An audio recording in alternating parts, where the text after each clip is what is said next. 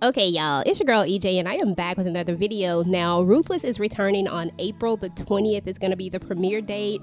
Just so happens that the highest is back on the day that people get high. So, happy early 420, y'all. We're going to be talking about Ruthless. This is the Rewatch recap. This is episode 1 and 2, the calming and uncharted territory. Now look, y'all, on the camp, the chaos has erupted. I mean, everything is going crazy because Oliver, Paula, and Lacey have escaped. They have gotten into Lilo's car and they have ridden off into the sunset. However, it was short-lived, y'all. I mean, they get down the street and lo and behold, Lilo's car does not hold up. It runs hot and they are stuck and stranded before they ever even really got off the road. They didn't even make it to the farm.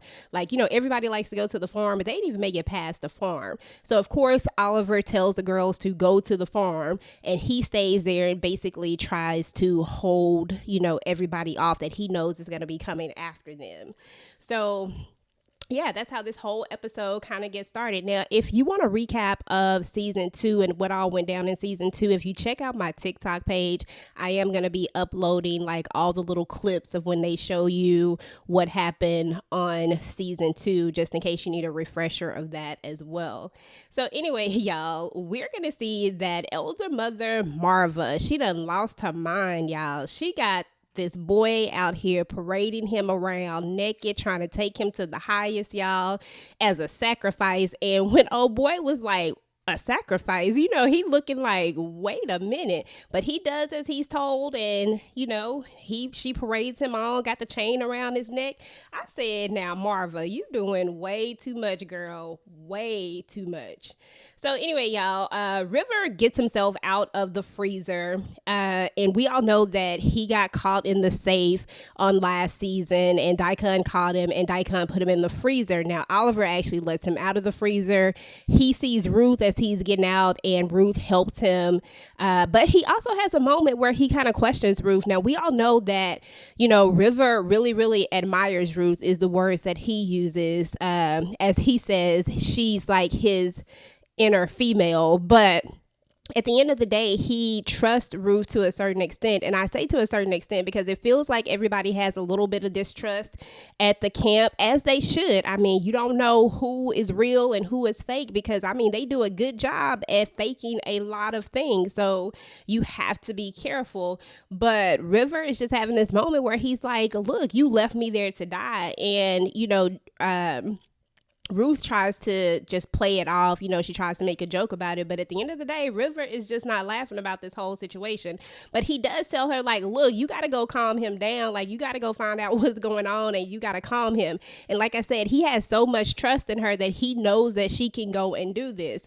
So, you know, it is what it is. Now, when she actually sees Marva, you know, parading this boy, you know, on the camp, that's when she decides, like, I'm gonna go in there. So she does that. She goes and she tries to stop Marva from taking the boy in there, you know, making this sacrifice. I'm like, this is just too much. To slap Ruth, y'all, I about done fell out my chair because she missed, and I mean, she missed hard, and then she went to the ground and she just fell, and Ruth is just sitting there looking at her. I'm like, you ain't gonna try to help her up or nothing? You just gonna let her lay there? I probably would have just let her lay there. I ain't even gonna lie to you. But she was still talking noise. So anyway, Zane comes over and she tells her to help her back to her trailer or whatever.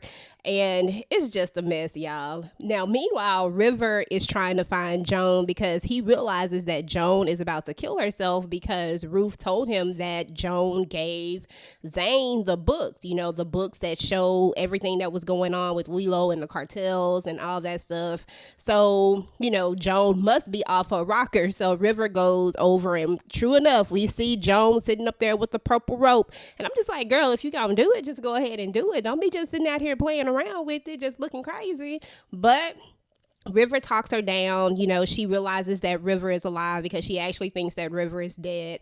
And he kind of talks her down off the ledge. And, you know, she decides that she's not going to kill herself because she's like, look, I am not going to die by no poison because, you know, poison, she just feels like poison is not the way to go, and she would rather hang herself. Now, I ain't even gonna lie, if I had a choice between poison and hanging myself, I'm probably gonna take the poison more than likely because it feel like it might be quicker. I don't know if it'll be more painful though. Like, honestly, I don't know. I'm just really not, yeah, I don't know. Anyway, y'all, moving on.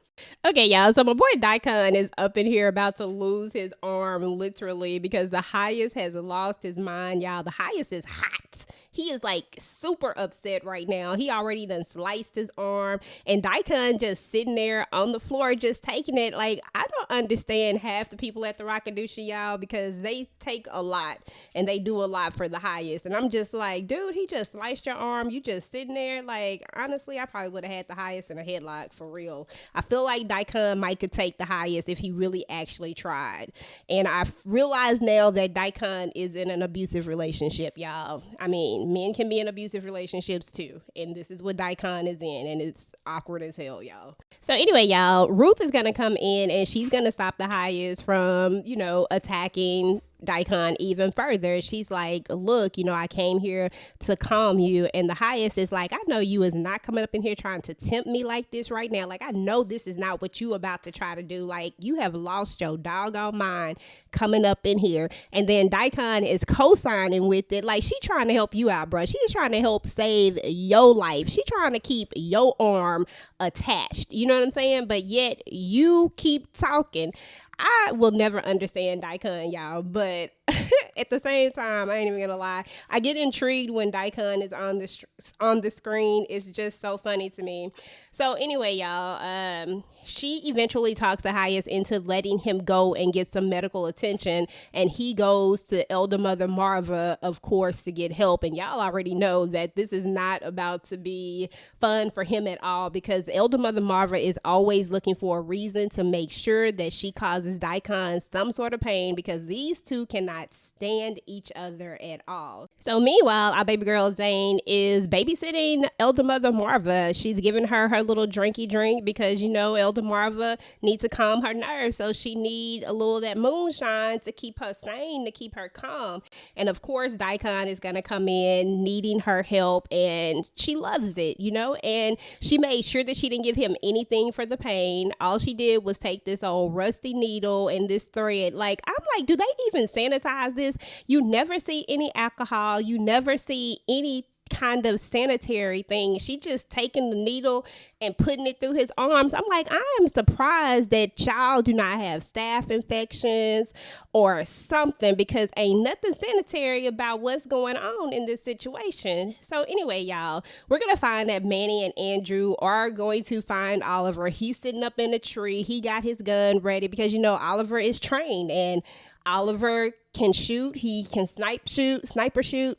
Did I even say that right? Y'all know what I mean. So anyway, they kind of got him cornered, and they haven't figured out that the girls just yet are at the farmhouse, but they are going to eventually realize that someone needs to go to the farmhouse because people always go to the farmhouse. I don't know why everybody stops at this doggone farmhouse if they know that everybody goes to the farmhouse. I'm just saying.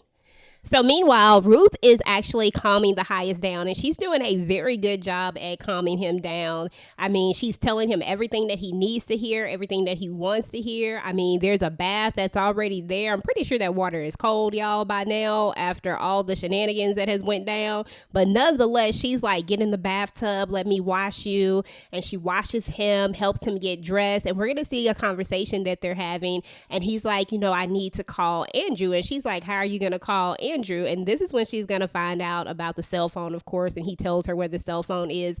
And the highest is just getting very, very comfortable with Ruth, so much that he's already, considering taking her as his wife. Well, in theory, he is going to take her as his wife, because I think in this episode is when we find out that he officially is going to make this announcement, I believe, but don't hold me to that 100%, but I think that's what happened. So when they're sitting there talking, she's also going to find out other information. When she was giving him a bath, she found out about the cartels and how they're laundering money through the church, quote unquote, because that's what they're considered, a church.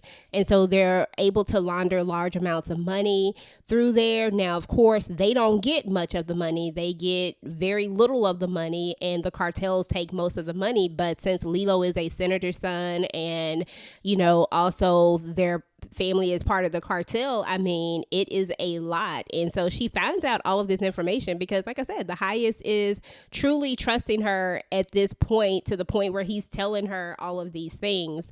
So anyway, Ruth gets a little bit bold with him, and she asks him like to make love to her, and he's just like, you asking me that? And you can kind of see him low-key blushing, but Ruth knows how to play the game. She knows exactly when to do what, and then at some point he's like, he'll, think about her request, and then he lets her know, before I move on from that, because she does tell him, she does stroke his ego a little bit, and she's like, I actually know something that you don't know. I know what it feels like to have you inside of me, yada, yada, yada. And so it was just a lot, but I ain't even gonna lie, your girl Ruth is on it. She knows exactly what to say, when to say it. I mean, she be thinking on her feet, y'all. So anyway, he tells her that he wants food, and so of course she's going to go find elder mother Marva so that she can get him the food. Now, meanwhile, while she's going to find her, she is going to bump into Joan.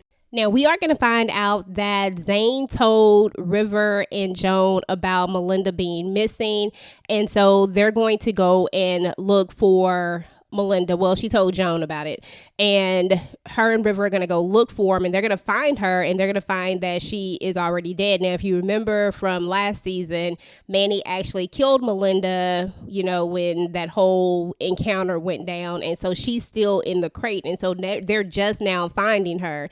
And so Joan actually tells Ruth about this as well, as she's, crying. Now, for whatever reason, Joan and Ruth just don't trust each other at all. And like I said, I understand, because but Joan has been a little bit sketch when it comes to certain things with the Rakadushi. Sometimes you just didn't know if she was in or if she was out, real talk. Like, sometimes I was like, okay, are you trying to get out or are you trying to stay in?